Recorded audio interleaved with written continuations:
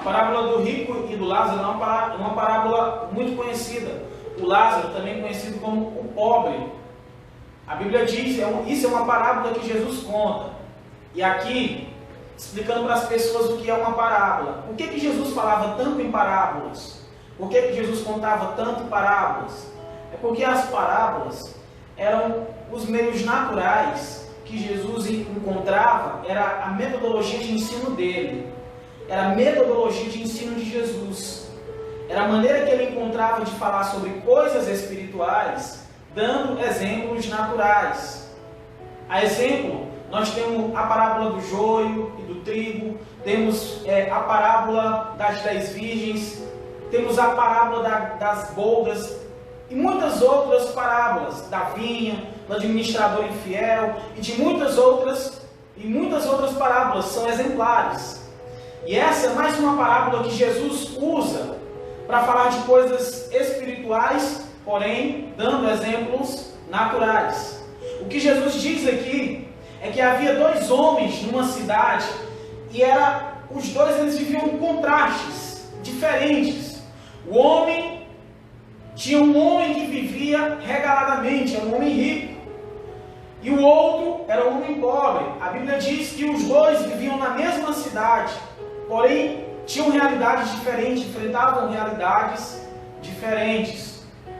Um recebeu todos os bens e riqueza em vida, e o outro, infelizmente, só recebeu os males e pobreza.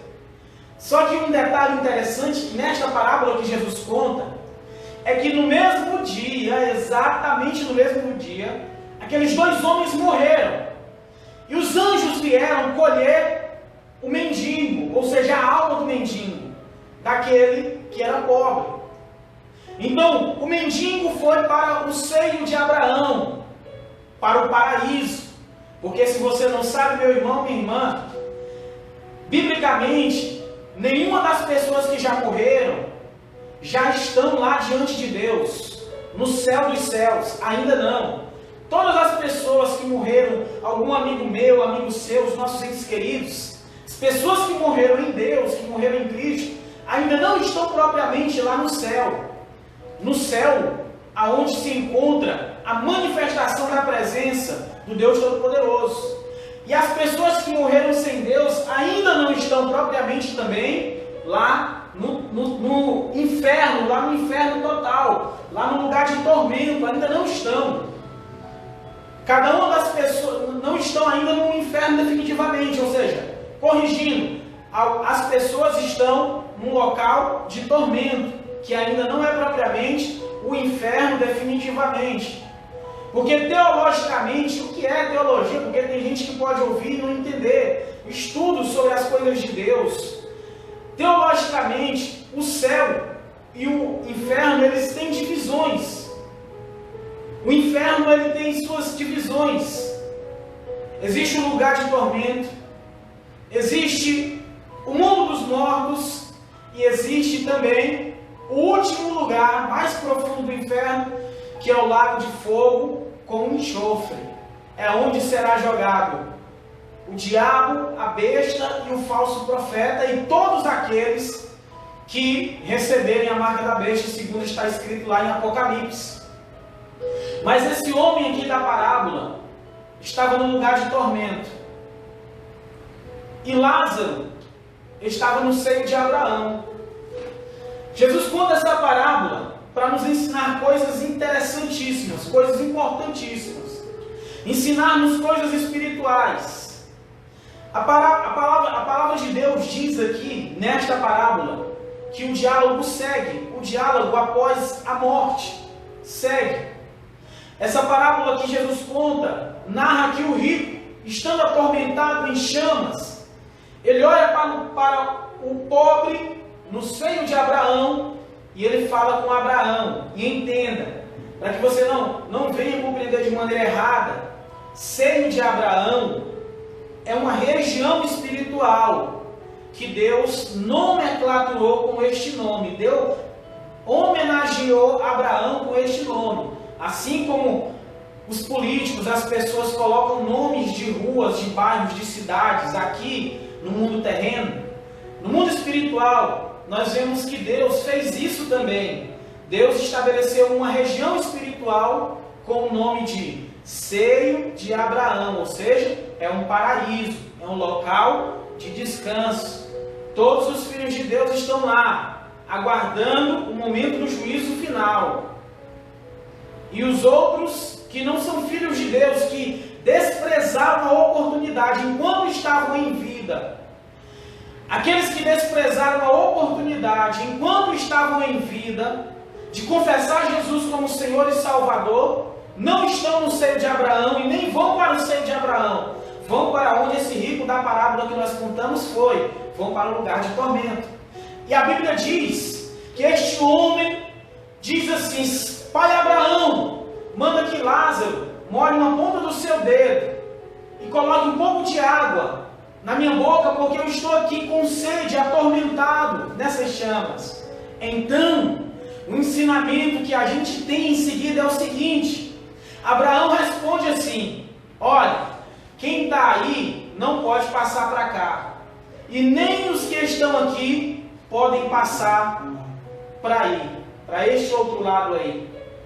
Então, aquele homem atormentado em chamas, aqui na parábola onde nós acabamos de ler, em Lucas 16, 19, ele diz assim: pois Pai Abraão, por favor, envie Lázaro, peça que ele vá, alguém dos mortos vá ter com os meus irmãos na terra, porque eu ainda tenho 5 irmãos, para que eles não venham para cá, porque esse lugar não é bom, esse lugar não é ruim, esse lugar é ruim, não é bom. Abraão responde a ele e diz assim: olha, lá na terra eles têm Moisés e os profetas. Aí você pode perguntar assim: como que ele disse que lá na terra tem Moisés e os profetas? Isso é uma linguagem figurada para dizer que a lei representa Moisés, queridos. É uma linguagem figurada. Não é que Moisés estava vivo no período de Jesus aqui, ou no período desta parábola. É que a lei foi dada por intermédio de Moisés. Então, quando Abraão diz, olha, eles têm Moisés e os profetas, Abraão está falando que eles têm a lei, ou seja, o Pentateuco. Eles têm o Pentateuco, eram os 5 primeiros livros da Bíblia. O Pentateuco. Eles têm o Pentateuco, eles têm os 5 primeiros livros das Sagradas Escrituras, a Torá, que eles buscam entendimento e salvação por meio da lei. E os profetas eram os escritos dos profetas, fora os 5 primeiros livros da Bíblia, ou seja, Moisés e os profetas. Entende agora? Então, ele disse: não, mas se um dos mortos for ter com eles, eles vão acreditar. Então Abraão diz assim: ora, se eles não creem, se um vivo lhes fala, quanto mais se um morto for ter com eles. Primeira coisa que nós aprendemos aqui é que a oportunidade de mudar de vida e de conduta, de ter Jesus como Salvador, ela nos é dada aqui na vida, querido, na terra. Ela nos é dada aqui enquanto nós estamos vivos, enquanto nós temos aqui dentro do nosso pulmão fôlego de vida para respirar. Enquanto você acorda pela manhã, todos os dias quando você acorda, é uma nova oportunidade que Deus está te dando para que você venha mudar de conduta, para que você venha repensar a maneira como você tem vivido, a maneira como nós temos vivido. Todo novo dia é uma nova oportunidade de nós nos entregarmos a Deus, confessarmos Jesus como Salvador. A Bíblia diz que esses 2 homens viviam na mesma cidade e viviam realidades diferentes. Aí alguém pode dizer assim: realmente é muito difícil entrar um rico no reino de Deus. Foi o próprio Jesus quem disse isso. Você não pode estabelecer isso, meu irmão, minha irmã, meu amigo, minha amiga, como via de regra.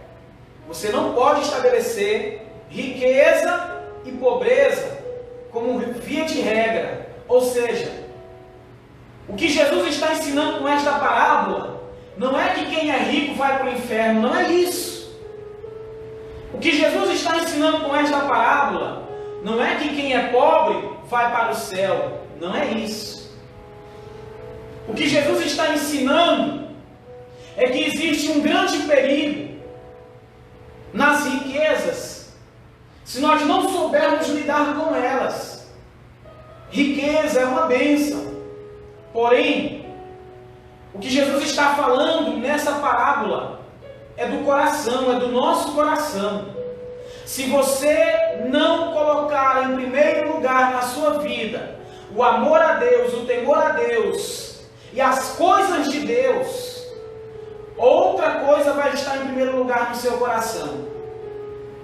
Esse homem, ele não foi para o inferno, para o lugar de tormento, porque ele era rico, mas porque ele era um rico avarento, alguém que tinha condições, alguém que tinha posses, e não ajudava as pessoas, não ajudava ninguém, não fazia doações por ninguém, não, de maneira nenhuma ajudava a obra de Deus, não investia no templo, não se fazia nada. Ele vivia com a riqueza dele propriamente para ele, exclusivamente para ele.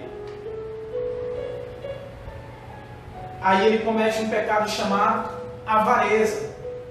Já o pobre não foi para o céu ou para o seio de Abraão porque era pobre, mas é porque ele era temente a Deus. Ou seja, enquanto o rico não foi para o inferno porque era rico, o pobre não foi para o céu porque era pobre. A questão é, esse homem rico foi para esse lugar de tormento porque havia avareza no seu coração. Havia avareza no coração dele. Deus, ele deseja manter o nosso coração livre da avareza. Porque a avareza é um dos sentimentos que prende o homem a essa terra. Prende o homem e impede o homem de viver coisas melhores e maiores de Deus. Nos impede de viver coisas melhores e maiores. É como aquela história do meninozinho que andava com o pai dele de mão dada, e o pai dele tinha dado uma moedinha de R$1 para ele comprar um sorvete.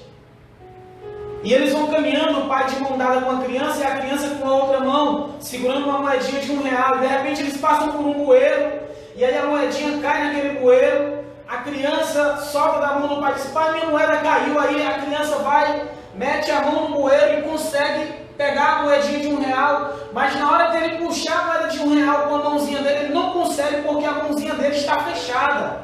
A mão dele está fechada. E o pai olha para a criança e diz: meu filho, solte essa moeda.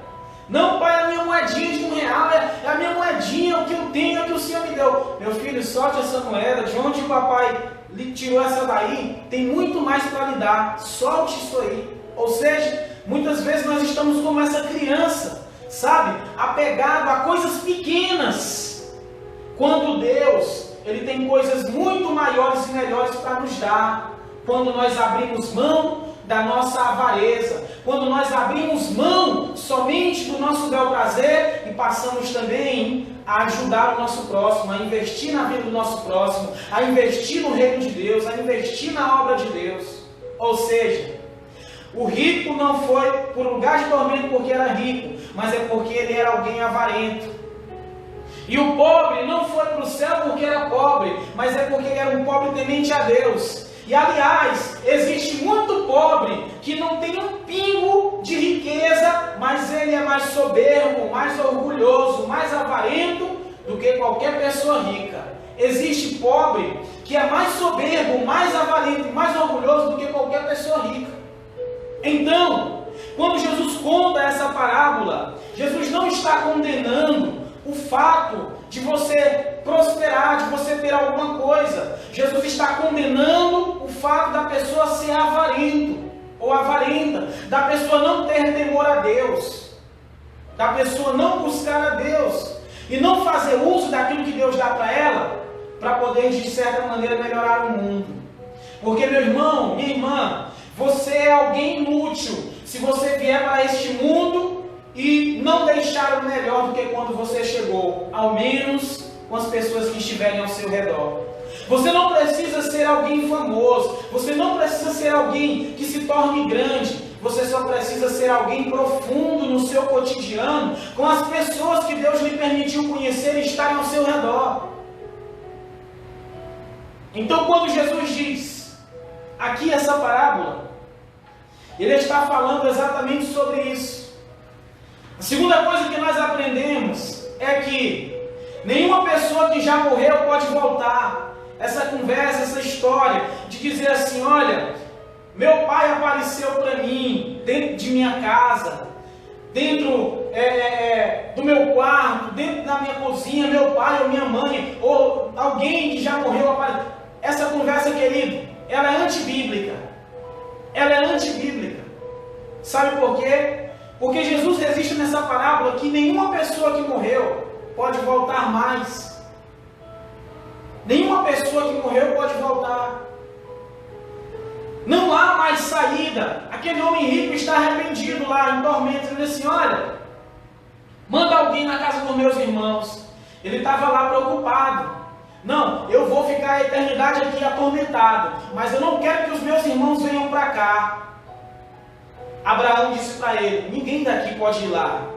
Só os vivos podem falar lá com os vivos.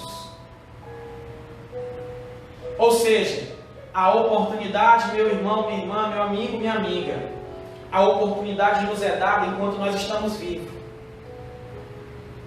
Veja agora, quantas pessoas, às vezes, estão sentadas comemorando, num sítio, num bar, numa roda de cerveja, sem nem saber que talvez aquele seja o último momento, seja o último dia dele, seja o último dia dela. Quantas pessoas não estão vivendo de maneira despreocupada, achando que vão viver ainda muito tempo, e nem sabe que talvez aquele seja o último momento dela. Talvez nem sabe que aquele seja o último momento dele. Então, é sempre tempo e momento de confessar Jesus como Senhor e Salvador. Porque depois que você morrer, depois que eu morrer, depois que nós morrermos, meu irmão, não haverá mais oportunidade. A oportunidade, ela é dada a nós, é dada a você, é dada a mim, ela é dada em vida. É em vida. Enquanto você está vivo, busque se consertar diante de Deus. Enquanto você está vivo, busque mudar a sua conduta. Sabe por quê? Porque depois que você sair dessa terra, não tem pai, não tem mãe, não tem filho, não tem filha, não tem esposa, não tem esposo, não tem amigo, não tem amiga nenhuma que vá te acompanhar. As pessoas só carregarão o seu caixão até o cemitério. Dali para frente você estará sozinho. E a única pessoa que pode te receber no mundo espiritual, dependendo da sua decisão, a única pessoa que você conhece aqui nessa terra e que vai estar do outro lado para te receber é o Senhor Jesus Cristo. Glória a Deus. Aleluia. Ele, Jesus, é o nosso amigo para agora e para a eternidade, para além da morte. Ele é o único que nunca vai nos desamparar, que nunca vai nos abandonar. Então Jesus é o único que nunca vai nos desamparar, nunca vai nos deixar, nunca vai nos abandonar. Que essa palavra ela fique no seu coração, fique em nossos corações, que nós possamos refletir e entender de fato o que é mais importante nessa vida, meu irmão Silveira. O que é mais importante é nós estreitarmos e aprofundarmos o nosso relacionamento com Jesus. Não é negócio de religião, não é esse negócio, agora eu sou crente, agora eu sou católico, agora eu sou... Não é isso, querido. Religião não é isso não. É relacionamento com Deus, com Jesus. Relacionamento com Jesus. Porque dizer que é crente, dizer que é da igreja, dizer que é católico, espírita, isso muita gente faz, mas o céu não é dos crentes, o céu não é dos católicos, o céu não é dos espíritas, o céu não é dos bandistas. De acordo com João, no capítulo de número 1, versículo de número 11, o céu é dos filhos de Deus, filhos de Deus. O céu é dos filhos de Deus, Porque a palavra do Senhor diz lá em João 1,11: Ele veio para os que eram seus, e os seus não receberam, mas todos quanto lhe receberam, Ele lhes concedeu o poder de serem feitos filhos de Deus. O céu é dos filhos de Deus. E eu rogo e oro ao Senhor para que nessa noite essa mensagem possa impactar a sua alma, o seu coração, para que você possa repensar a sua condição diante de Deus. Não somente você, mas nós que aqui estamos, para que nós possamos todos os dias, ao nos deitarmos, agradecer a Deus, e ao acordarmos, agradecer a Deus, e sempre estar vigilantes, repensando a nossa condição diante do Senhor.